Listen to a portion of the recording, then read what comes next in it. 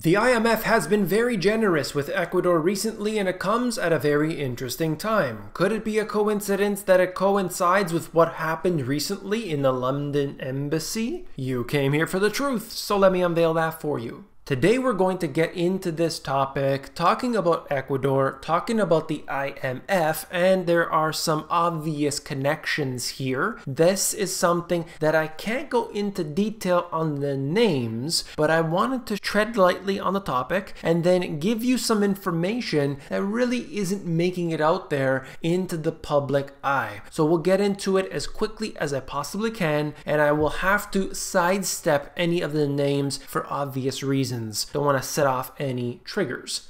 IMF Executive Board approves a $4.2 billion extended fund facility for Ecuador. This is just a continuation of what has happened before. The IMF has given loans to Ecuador. The IMF gives loans to basically everybody around the world who wants it or needs it. I have talked about this institution extensively in my videos as well as in both of my books. When I want the information related to the IMF, I just go directly to the source. The IMF makes all of this information public. They're not hiding it. It's not something that needs to be uncovered. You go directly to their site. They have a blog which has a lot of information about the current status of the global economy, as well as these type of posts here that you'll see, which give you the breakdown whenever something like this happens. If you notice, the date is March 11th, 2019. It happens to be just weeks, literally weeks difference than the events that occurred just recently in the London embassy. Now, what I also noticed was this immediate disbursement. So they're getting money right away. Now, what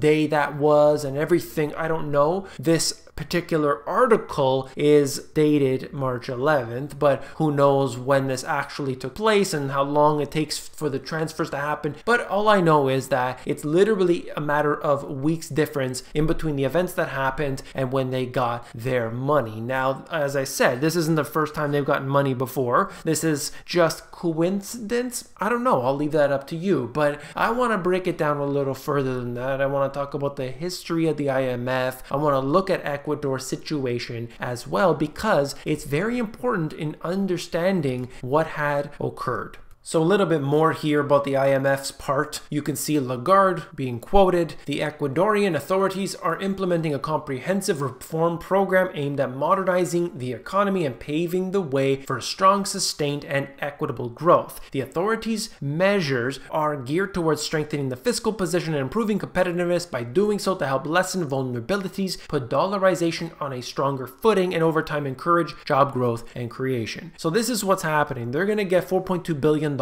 And they are hopefully going to use that to make more than $4.2 billion so they can pay back the loan, give all those terms, make sure everything is good, and get the economy going again. If you look at what has happened historically with the IMF, generally they move in, they decide what occurs in that particular country, and they can never ever pay back the loans to the IMF. That's usually the way it works. There are seldom occurrences when you actually see a country successfully pay back the loan and do better at the end of it. You can just see Greece as one perfect example of this.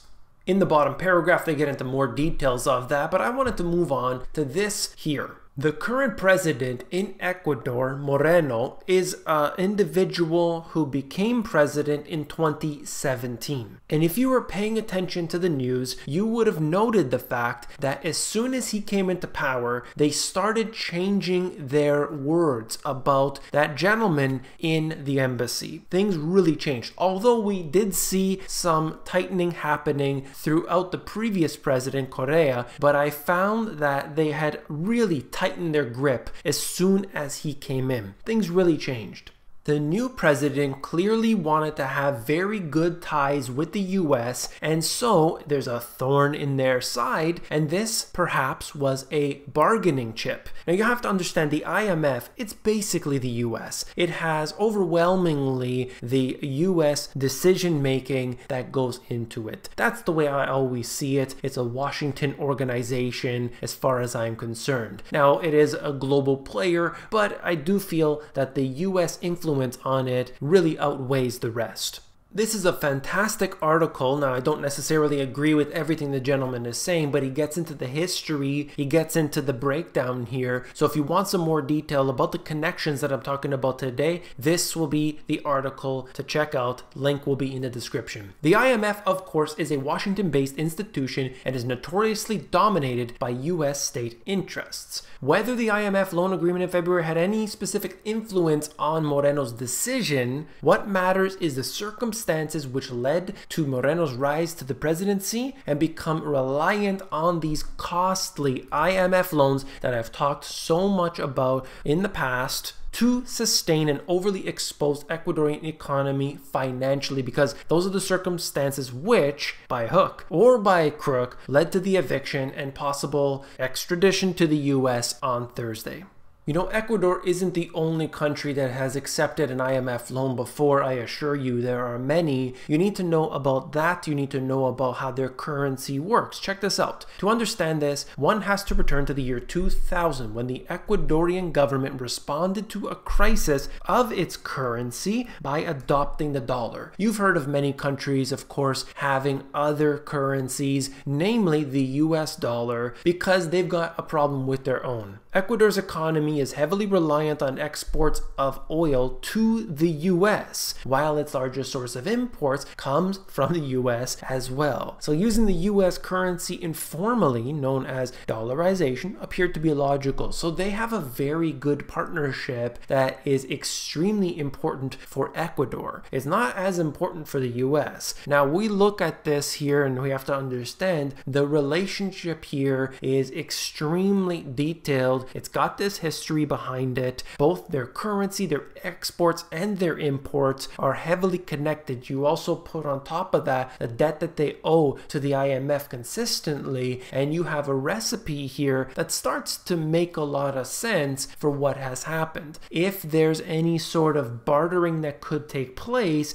maybe this is part of the bigger package. I don't know. I'm speculating. I'm just showing you some data that makes a lot of sense. Let's move on to this here because there are other issues at play. This is a tweet from the former president, essentially calling the current president Moreno a corrupt man.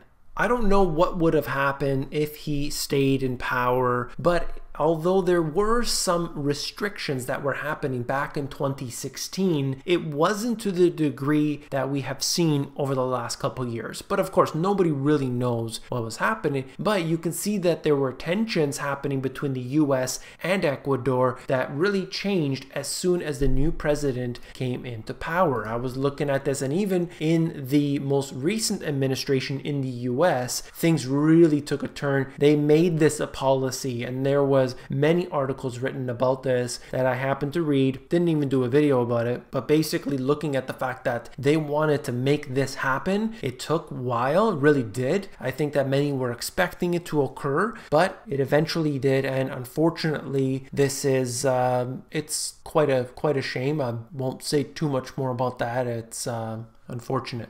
This article here out of The Guardian is basically just talking about the problems that both sides were having apparently going on in the embassy. They were saying it was this, it was that, he was doing this, he was doing that. I really don't know about that. I mean, in his particular situation, I'm sure it was difficult, obviously, but I have this feeling that he would have probably been a relatively good guest. I don't think that he would want to really have any big issues because he knows he can't step foot out of there. So it just seems really unlikely, but anything is possible. I'm going to end the video there. I know that I couldn't get too far into the details, but I hope that you did appreciate some of the information that I provided today. If you did, please give me a thumbs up. I do appreciate all of that. If you want the financial education you were not taught in school, these two books have everything you need. I talk about the IMF in both of these books, the importance of the organization, how